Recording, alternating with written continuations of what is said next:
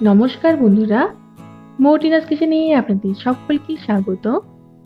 আজকে আপনাদের সাথে বিউলির ডাল দিয়ে তৈরি এক নতুন ধরনের ভিন্ন স্বাদের বড়ির রেসিপি শেয়ার করব। এই শীতের সময় ধনেপাতা আর কাঁচা লঙ্কা দিয়ে বিউলির ডালের এই বড়ি খুব সহজেই বানিয়ে বাড়িতে সংরক্ষণ করতে পারবেন। এই বড়ি যেমন ভেজে পরে নর্মাল ডাল ভাতের সাথে সার্ভ করা যেতে পারে, সেরকমই বিভিন্ন রান্নাতে ব্যবহার করা যেতে পারে। ধনেপাতা দিয়ে বিউলির ডালের বড়ি তৈরি করার জন্য এখানে 150 গ্রাম বিউলির ডালকে 2-3 বার জল পাল্টে ধুয়ে পর বেশ কিছুটা জল এর মধ্যে দিয়ে ওভারনাইট ভিজিয়ে রেখেছিলাম। চেষ্টা করবেন 8 ঘন্টার মতো মিনিমাম ডালটাকে ভিজিয়ে রাখার। এখানে 2 মুঠো ভর্তি ধনেপাতা ভালোভাবে পরিষ্কার করে নিয়েছি, সাথে 4টা কাঁচা লঙ্কা আর 1 ইঞ্চির মতো আদাকে ছোট করে টুকরো করে নিয়েছি। এবার এই ধনেপাতা, কাঁচা লঙ্কা আর আদাটাকে গ্রাইন্ডার জারের মধ্যে নিয়ে নেব আর এইটার একটা মিহি পেস্ট তৈরি করে নেব। যতটুকু জল ব্যবহার না করলেই নয়, ততটুকু জল ব্যবহার করে এই পেস্ট তৈরি করে নিতে পারেন। ঝালটা এখানে অবশ্যই নিজেদের স্বাদ বুঝে ব্যবহার করবেন, তাই চাইলে কাঁচা লঙ্কার পরিমাণটা একটু বাড়িয়ে বা কমিয়ে ব্যবহার করে নিতে পারেন। দেখুন, এর পেস্ট তৈরি করে নিয়েছি আর এখানে 1 টেবিল চামচের মতোই জল ব্যবহার করেছি। খুব বেশি জল ব্যবহার করলে বড়িগুলো ঠিক মতো শেপে দেওয়া যাবে না। আদা, কাঁচা লঙ্কা, ধনেপাতার পেস্টের সাথে বিউলির ডালটাকে জল থেকে ছেঁকে ছেঁকে নিয়ে পর এর একটা মিহি পেস্ট তৈরি করে নেব। আগে যেহেতু ধনেপাতা বাটার সময় 1 চামচের মতো জল ব্যবহার করেছিলাম আর ধনেপাতা থেকেও কিছুটা জল বেরিয়েছে, তাই এখানে কোনো রকম এক্সট্রা জল আর ব্যবহার না করেই ডালের মিহি পেস্ট তৈরি করে নিয়েছি। দেখুন, ঠিক এইরকমই একটু শুকনো শুকনো হবে। এই বিউলির ডালের পেস্টটাকে একটা বোলের মধ্যে নিয়ে নেব।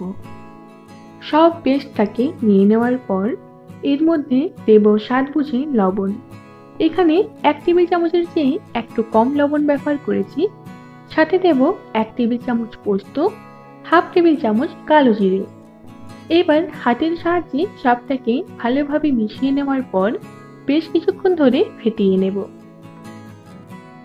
এখানে নর্মাল পেস্টের সাথে লবণ ব্যবহার করে বড়ি তৈরি করে নিতে পারেন, তবে কালো জিরে আর পোস্ত ব্যবহার করার জন্য যখন এই বড়ি ভিজে পর ডাল ভাতের সাথে খাওয়া হয় তার স্বাদ দারুণ লাগে। এর আগেও আপনাদের সাথে 2 ধরনের বড়ি রেসিপি শেয়ার করেছি আর বড়ি দেওয়ার বিভিন্ন পদ্ধতিও শেয়ার করেছি, যাতে করে খুব সহজে বড়ি দিয়ে নিতে পারেন বাড়িতে। তাই বাড়িতে যদি ভেজাল মুক্ত বিউলির ডালের বড়ি তৈরি করতে চান, তাহলে ডেসক্রিপশন বক্সে দেওয়া লিঙ্ক থেকে আপনারা একবার পদ্ধতিগুলো চেক করে নিতে পারেন। যে কোনো বড়ি পারফেক্টভাবে তৈরি করার জন্য ফেটানোটা খুবই জরুরি। প্রায় 4 থেকে 5 মিনিট সময় ধরে ভালোভাবে ফেটিয়ে নেওয়ার পর দেখতে পাবেন যে পেস্টটা বেশ ফেপে উঠেছে। আর তাও যদি ঠিকঠাকভাবে বুঝতে না পারেন, তাহলে একটা বাটির মধ্যে কিছুটা জল নিয়ে ফেটানো এই পেস্ট থেকে সামান্য একটু জলের মধ্যে দিয়ে নেবেন। দেখুন, খুব ভালোভাবে ভেসে যাচ্ছে, জলের তলায় কিন্তু পড়ে যাচ্ছে না, মানে একদম পারফেক্টভাবে ফেটানো হয়ে গেছে বড়ি তৈরি করার জন্য। আর যদি জলের তলায় পড়ে যায়, তাহলে আবারও 1 মিনিটের মতো ফেটিয়ে নেবেন। বিউলির ডালের বড়ি তৈরি করার জন্য ডাল বাটা একদম তৈরি। এবার বড়িগুলো দিয়ে নেব। চাইলে যে কোনো সুতির কাপড়ে বা বেতের কোনো জায়গাতে আপনারা বড়ি দিয়ে নিতে পারেন, তবে নর্মাল থালার মধ্যে সামান্য একটু তেল বুলিয়ে নিয়ে এইভাবে বড়িগুলো দিয়ে নিতে পারেন। বড়ি কিভাবে দেবেন তার পদ্ধতি দেখিয়ে দিচ্ছি, এটা বলার কিছুই নেই। হাতে একটু একটু করে ব্যাটার নিয়ে ঠিক এইভাবে বড়িগুলো দিয়ে নেবেন। বড়ি দেওয়ার জন্য 2-4টা জিনিস মাথায় রাখতে হবে। যেদিন বড়ি দেবেন সেই দিন পুরো দিন যাতে ঠিকমতো করে রোদ পায় সেটা খেয়াল রাখতে হবে। তাই সকাল সকাল বড়িগুলো দিয়ে নেওয়ার চেষ্টা করবেন।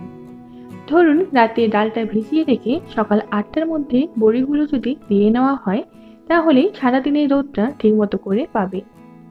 বড়ি দেওয়ার প্রথম দিনেই ঠিকমতো করে যদি রোদ না পায়, তাহলে বড়ি অনেক সময় নষ্ট হয়ে যায় বা বড়ির মধ্যে খারাপ গন্ধ হয়ে যায়। চেষ্টা করবেন মেঘলা আবহাওয়া থাকলে বা কুয়াশা থাকলে বড়ি না দেওয়ার, তাহলে বড়ি নষ্ট হয়ে যেতে পারে। বিউলির ডাল যেহেতু আঠালো হয়, তাই সাইডে একটা বাটিতে পরিষ্কার জল রাখবেন। যদি বড়ি দেওয়ার সময় হাতে বেশি লেগে যাচ্ছে মনে হয়, বড়ি ঠিকঠাক করে দেওয়া না যায়, তাহলে সামান্য জল হাতে নিয়ে পর আবারও বড়িগুলো দিতে থাকবেন। প্রত্যেকটা বড়ি দিয়ে নেওয়ার পরে প্রথম দিন পুরো দিন ভালোভাবে রৌদ্রে দেব। পরের দিনও কিন্তু পুরোপুরি রৌদ্রে দিতে হবে, যেহেতু এখন শীতকাল। যদি গ্রীষ্মকাল হয়ে থাকতো, তাহলে প্রথম দিন পুরো দিন রোদে দেওয়ার পর পরের দিন ৩ থেকে ৪ ঘন্টা রৌদ্রে দিলেই বড়িগুলো ঠিকমতো করে শুকিয়ে যেত। ৩টে স্টিলের থালার মধ্যে সামান্য একটু তেল বুলিয়ে নিয়ে প্রত্যেকটা থালাতেই বড়িগুলো দিয়ে নিয়েছি।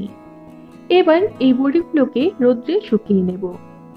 ২ দিন চড়া রোদ্রে শুকিয়ে নেওয়ার পর বড়িগুলো ঠিকমতো করে যদি উঠে যায়, তাহলে বুঝবেন যে ঠিকমতো শুকিয়ে গেছে। না হলে আবারও পরের দিন ৩ থেকে ৪ ঘন্টা রোদ্রে দিয়ে নেবেন। দেখুন বড়িগুলো খুব সহজেই উঠে যাচ্ছে ২-৩ রোদ্রে দেওয়ার পরে। আর প্রত্যেকটা বড়ি খুব সহজেই ভেঙে যাচ্ছে, মানে ঠিকমতো করে শুকনো হয়ে গেছে বড়িগুলো। ডালটাকে ঠিকমতো করে ফেটানো হয়েছে বলেই বড়িগুলোর মাঝটা ফাঁকা রয়েছে। বড়িগুলোকে থালা থেকে তুলে নেওয়ার পর একটা বড় থালার মধ্যে সব বড়িগুলোকে নিয়ে নেব। আর এইভাবেই এই বড়িগুলোকে আবারও রোদ্রে রেখে দেব ২ থেকে ৩ ঘন্টার মতো। তারপর যে কোনো একটা এয়ারটাইট কন্টেনারে রেখে বড়িগুলো ৬ থেকে ৭ মাস অবধি স্টোর করতে পারেন বাড়িতে। আর চেষ্টা করবেন মাসে ১ থেকে ২ দিন রোদ্রে বড়িগুলো দিয়ে নেওয়ার, তাহলে বড়িগুলো আরোই বেশি ভালো থাকবে। বাজারের ভেজাল বড়ির চেয়ে বাড়িতে যদি বড়ি তৈরি করেন, তাহলে তার স্বাদ অসাধারণ হয়।